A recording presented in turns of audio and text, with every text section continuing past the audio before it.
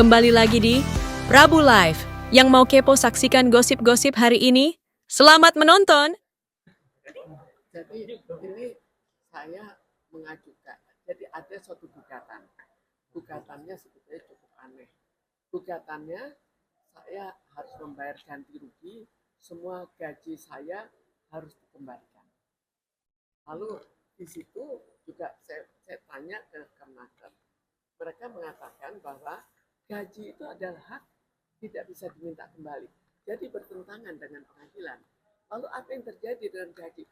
Gaji selama saya bekerja, coba bayangkan, bekerja 50 tahun ya, kembalikan plus karena didouble-doublein.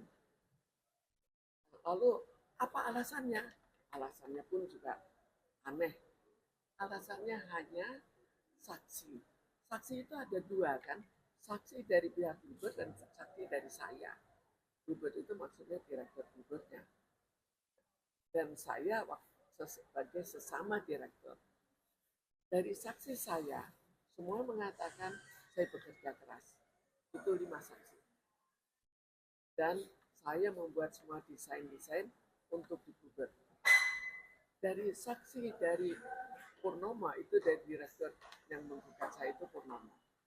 Purnomo mengatakan bahwa saksinya 4 orang. 3 orang tidak berani memberikan komentar. 1 itu sekretaris pribadi dia. Sebetulnya yang masih aktif, sebetulnya tidak kompeten untuk menjadi saksi. Dan hanya saksi, 1 saksi. Kok itu yang dianggap sebagai hal yang sah? Kemudian kita lanjutkan dengan gugatan lain. Jadi total 140 miliar. Tapi apa yang terjadi?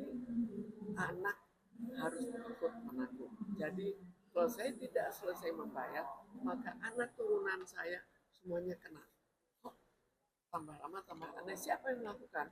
Jadi rupanya tadinya saya harapkan Purnomo sudah berumur kan, ya lebih muda dari saya tapi ya sudah berumur lah. Kalau dia sudah tidak ada, saya harapkan anaknya meredah. Ternyata anaknya lebih ganas. Anaknya meminta bahwa semua turunan saya untuk membayar. Itu 1 poin. Lalu kita lihat berikutnya, saya pencemaran nama baik. Pencemaran nama baik itu sekarang apa benar? Katanya masyarakat sekarang sudah tercemar. Gara-gara saya, masyarakat menilai bahwa Bluebird kurang baik. Tapi sekarang ada persoalan, ada Bluebird taksi dan ada Bluebird, itu ada 2. Lucu. Jadi ada PT Bluebird taksi sejak tahun 71. PT Bluebird taksi itu banyak ada 4 pengusaha yang berkumpul. Jadi bohong bahwa itu hanya Purnomo dan kakaknya, bohong. Tapi banyak pengusaha berkumpul dan pengusaha ini semuanya sama-sama memberikan dana, menyetor dana untuk membuat PT Bluebird taksi, sama-sama mengelola. Satu persatu digeser.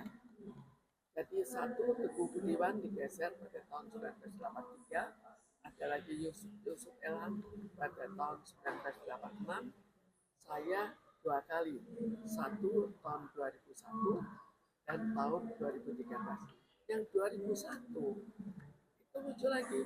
Jadi sebelumnya dibuat teror. Teror apa? Teror bahwa akhirnya saya diculik, upaya penculikan. Itu saya ada di semua dokumennya. Ada nomor-nomor dokumen. Jadi sudah ada pernyataan resmi dalam hubungan dengan penculikan. Dan kalau berhasil diculik, dioper di tim, jadi timnya 14, dioper ke tim 4. Tim 4 itu lebih profesional. Jadi masa ada tim penculik yang mundur karena dia bilang saya tidak mau terlibat dalam pembunuhan. Akhirnya dalam waktu sekian lama saya tidak berhasil dibunuh, tidak berhasil diamankan, tapi yang berhasil diamankan dan berhasil terbunuh, tidak tahu karena apa, itu adalah salah seorang yang hubungannya dengan masalah gugatan 11 miliar oleh pemegang saham lain. Mungkin pernah tahu bahwa ada pemegang dianiaya akhirnya dia gugat 11 miliar. Nah, dia punya anak buah yang menjadi saksi. Anak buah itu bersama dengan saya dikatakan, "Loh, orang ini berbahaya." Kalau ada kesempatan tabrak dan pada dia terjadi tabrakan sekarang dan dia meninggal, apakah tabrakan itu oleh tim penculik itu tidak tahu, tapi kok mirip-mirip ya. Lalu kita lihat pencemaran nama baik. Pencemaran nama baik itu lucu lagi. Jadi hakim mengatakan bahwa uh, saya melakukan perbuatan melawan hukum sehingga saya kena denda sekian banyak, kena ganti rugi. Sekarang apa contohnya? Contohnya ada akta pendirian 60 tahun yang lalu.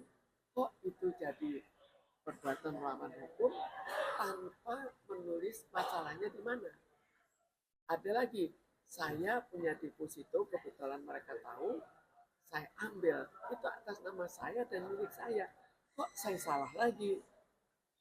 Ada lagi laporan ke kepolisian, itu banyak cukup laporannya. Laporannya juga ada laporan, saya dipersalahkan lagi. Padahal laporannya polisi tidak menemukan masalah perdata. Memang laporan cukup gawat lah. Laporannya ya saya mau membunuh kampak, saya mau membakar gedung, macam-macam. Lalu ada lagi laporan saya mau meracuni. Meracuni itu katanya orang-orangnya sampai muntah. Lucu, kalau muntah kok nggak dibawa ke rumah sakit, kok tidak manusiawi banget tidak. Tapi polisi tidak mau menerima laporan, kenapa pengadilan menganggap saya salah lagi. Jadi terlalu banyak hal yang sifatnya agak aneh. Sekarang kita lihat apakah Purnomo berhak untuk menggugat saya. Sebetulnya harus lewat rapat hukum pemeriksaan. Tapi dia berhak untuk lolos. Ada lagi, ada namanya benturan kepentingan. Jadi dia mengelola bersama-sama dengan saya PT Bluebird Taksi. Terus ada lagi PT Bluebird TBK yang sekarang terkenal itu Bluebird TBK. Itu dia pribadi. Ada lagi, siapa yang pernah tahu ada taksi grup usaha itu Purnomo. Ada apa di mana itu sekarang? Kok sudah tidak berwujud? Jadi sampai seberapa jauh sih kemampuan Purnomo untuk mengelola, sampai taksi-taksi mereka yang dia bikin kok sampai bubar. Sebagian bubar. Kembali ke kasus hari ini Bu, maksudnya rencana hari ini kan